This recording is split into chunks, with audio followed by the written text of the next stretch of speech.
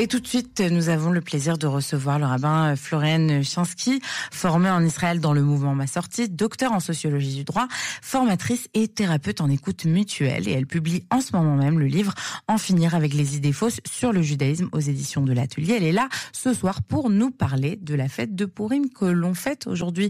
Bonsoir.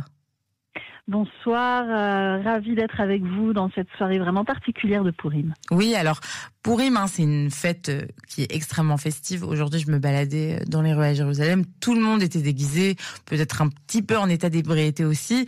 Donc c'est une fête exubérante. Mais quel est selon vous le véritable message spirituel de cette fête ?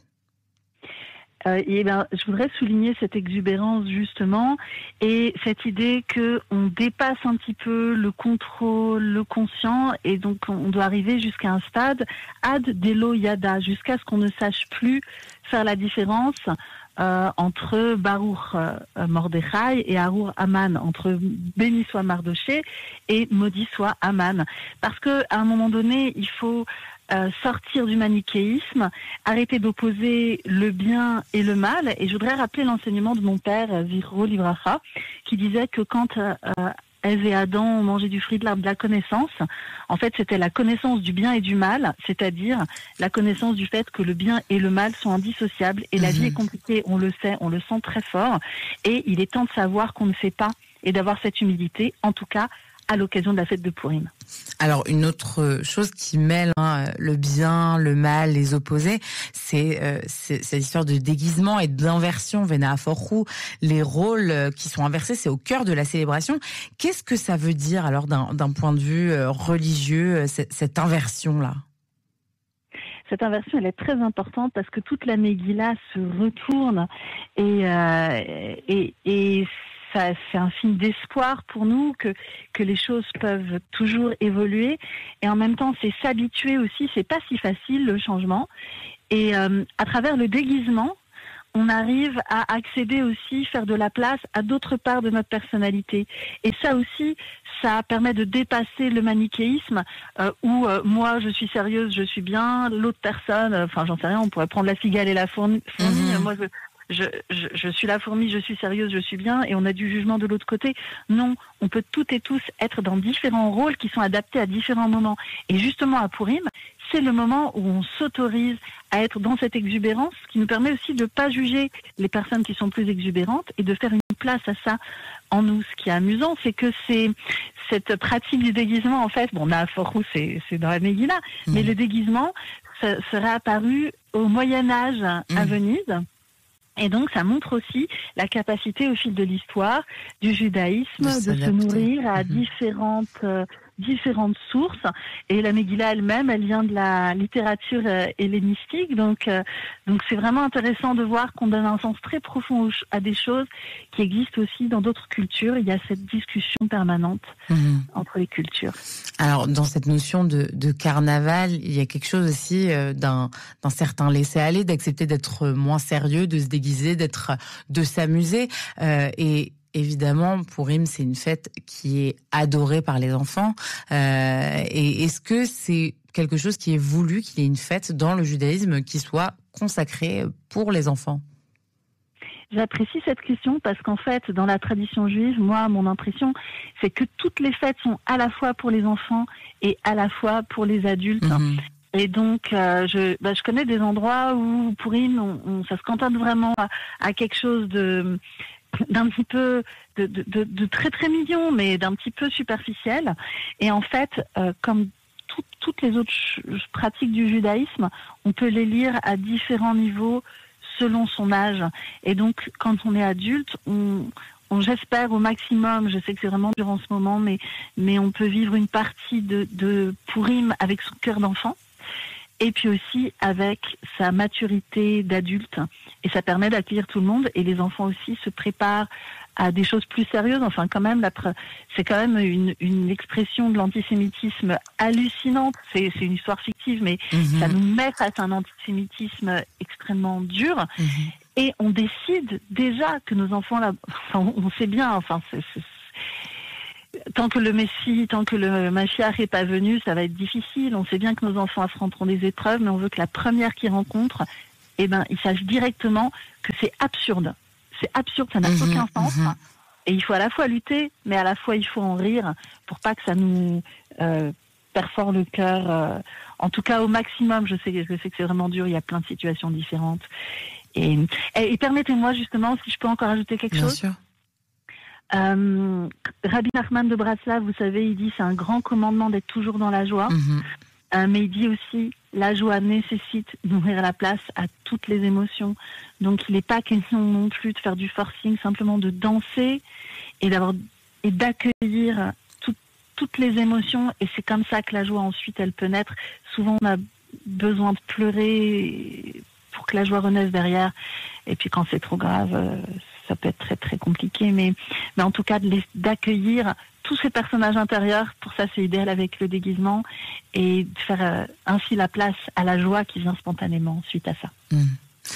Alors, Rabbin Florenczynski, en ce moment même, probablement, il y a des centaines et des centaines de Juifs qui se réunissent pour écouter cette histoire de Pourim, donc écouter la Megillah, qui raconte l'histoire de la principale protagoniste, qui est Esther, qui devient ensuite reine Esther au fur et à mesure de l'histoire. Alors déjà, j'aimerais bien, si vous pouviez nous faire un tout petit rappel de l'histoire et nous parler des enseignements essentiels qu'on peut tirer de cette histoire-ci, en dehors de ceux dont vous venez de nous parler. Alors, un tout petit rappel de l'histoire, c'est très compliqué parce que c'est une histoire. Oui, avec beaucoup de rebondissements.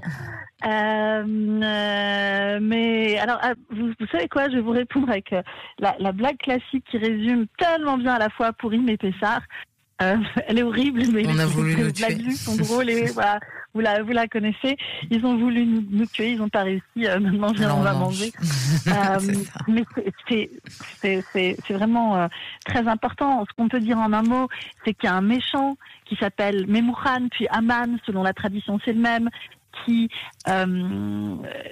met en œuvre un sexisme hallucinant contre la reine Vashti et ensuite un antisémitisme débridé contre le judaïsme pour des raisons d'orgueil.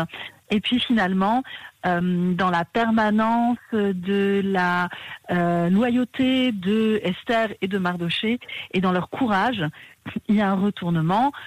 Puisque Mardoché a sauvé le roi et ça a été noté dans les annales, et donc quand il n'arrive pas à dormir, il lit les annales, il voit que Mardoché l'a sauvé. Et c'est de là qu'on dit, et c'est là que je voulais en venir, une personne qui cite ses sources sauve le monde en fait. Parce que si ça n'avait pas été écrit, je trouve ça tellement important.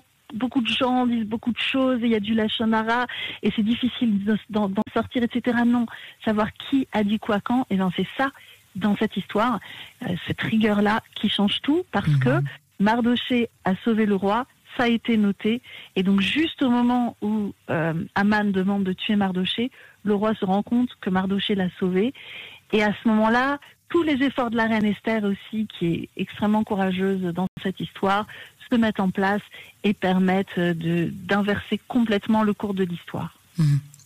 Alors, la fête de Pourim a cette particularité qu'elle a 4 mitzvot ou commandements, dont une qui s'appelle Matanot Laevionim, le don aux nécessiteux. Et pourquoi cette mitzvah-là, pourquoi ce commandement à cette fête de Pourim? Quel est le rapport? Alors, le rapport est en fait très simple, c'est Mardoché et Esther qui disent qu'il faut célébrer la fête et qui donnent la recette pour célébrer la fête avec les Mishloach Manot, qui sont des cadeaux aux gens qu'on connaît, qu'on aime bien, qu'on apprécie, pour réchauffer le lien social, et des Matanot Laevionim, c'est-à-dire des cadeaux aux personnes, de la nourriture aux personnes nécessiteuses. Il n'y a pas de joie dans le judaïsme sans partage. Et donc c'est en fait une chose récurrente dans toutes les fêtes. Il y a la tzedaka au moment des fêtes de Tishri, Rosh Hashanah, Kippour, etc. Au moment de Pessah aussi, c'est une mitzvah de permettre à tout le monde d'avoir les 4 coupes de vin, etc. Sur la terre d'Israël, il y a la Shemitah, le fait de redonner tous les fruits de la terre à tout le monde. Et c'est ce qu'on voit aussi, en fait, dans les études sociologiques récentes, que les pays où il y a de trop gros écarts sociaux, il n'y a pas de joie. Et ça, la chorale avait comprise déjà, mais on le sent aussi instinctivement. Je peux pas être très très heureuse s'il y a des gens très très malheureux à côté de moi. On a besoin de partager. Alors, cette fête de Pourim aussi, elle a cette particularité, on en parlait à l'instant, de choses qui s'inversent, du destin qui bascule encore et encore, et sur des hasards. Vous parliez du fait que le roi ne pouvait pas dormir, il s'est réveillé en pleine nuit, il est allé lire les archives parce que je sais pas, c'est ce qui l'endormait, et il a vu que Mardochée l'avait sauvé, etc. Et c'est ce qui a fait que le destin s'est changé. Donc, qu'est-ce que ça nous apprend sur cette notion de providence, de destin et de libre arbitre face à tout ça? Je pense qu'une des choses déjà qui est vraiment très importante, c'est de nous apprendre que la vie est compliquée en fait, et quand la vie est compliquée, c'est normal. C'est peut-être étrange de dire ça, mais c'est normal que les choses fonctionnent pas en fait. On est très loin de l'époque messianique où chacune sait gérer ses émotions, son relationnel, une économie qui permet à tout le monde de vivre. On en est très loin. Donc ne pas prendre à titre individuel et de façon personnelle les difficultés, et en même temps ne jamais renoncer. Et moi, ça me renvoie à cette phrase que j'aime tellement, je crois que je la cite très très très souvent des Pirkei Avot, dans le deuxième chapitre, donc c'est les chapitres des pères, dans le deuxième chapitre c'est la Mishnah 17, ce n'est pas à toi de terminer le travail, mais tu ne peux pas t'en dispenser. Lo alecha amlacha ligmor, ve'enata ben ou batrorim li batel mimena. Et en fait, on ne sait pas ce que sont les conséquences de nos actes, et il ne faut pas désespérer. Ce qu'on fait de bien, ça se répercute, et même si pendant longtemps ça a l'air d'aller mal, à un moment donné, parce qu'on est ensemble et parce qu'on ne renonce jamais, ça va se retourner et les choses vont avancer, se remettre bien. C'est le fameux principe que vous connaissez qui dit Gamzul et Tova, ça aussi c'est pour le bien. Même cette chose aussi absurde que cet imbécile de Haman, orgueilleux, qui lance le dé, le pour décider à quel moment il va tuer tous les juifs, et même ça ne peut pas avoir le dessus quand il y a toujours moyen de retourner les situations. Est-ce que c'est vrai? En réalité, je sais pas. Mais ce que je sais, c'est que le considérer, ça nous donne de la force. C'est une belle pensée à avoir, oui. Toujours, on va pas lâcher et on trouvera une solution. Et dans les pires moments, on développe en tout cas notre capacité à nous renforcer, à être ensemble, à nous soutenir, à mobiliser de la joie. Et Pourim, c'est ça. Alors, avant de nous quitter, Rabbin Florian Chansky, j'aimerais que vous nous parliez de votre nouveau livre qui va paraître le 21 mars aux éditions de l'Atelier. C'est En finir avec les idées fausses sur le judaïsme. Oui, ça me tenait vraiment à cœur de faire ce livre pour que ce soit accessible au plus grand nombre et en même temps que ce soit vraiment très très bien sourcé pour que ce soit un outil, parce que en réalité mon impression c'est que c'est compliqué pour le judaïsme, c'est ce que je vois en France, pour le judaïsme d'exister, d'être compris, d'exister comme une chose légitime, comme une tradition ancienne, comme une sagesse du monde. Et donc, et puis il y a toutes les questions de l'antisémitisme aussi. Donc ça va de les Juifs ont-ils tué Jésus, les Juifs et Juives sont-ils et elles toutes des intellectuels, le christianisme et l'islam sont-ils des versions améliorées du judaïsme, est-ce qu'on parle trop de la Shoah? Il y a des questions aussi sur Israël, il y a des questions aussi sur la place des femmes, et il me semblait nécessaire de prendre cette position. Et voilà, j'attends, il va bientôt sortir, j'attends les réactions. Je serais vraiment tellement heureuse d'en discuter, parce que c'est un certain point de vue, c'est mon point de vue, il est étayé, mais il y en a d'autres aussi, et la marloquette, la discussion, c'est tellement essentiel. Merci beaucoup pour votre intervention, et puis Chag Pourim Sameach.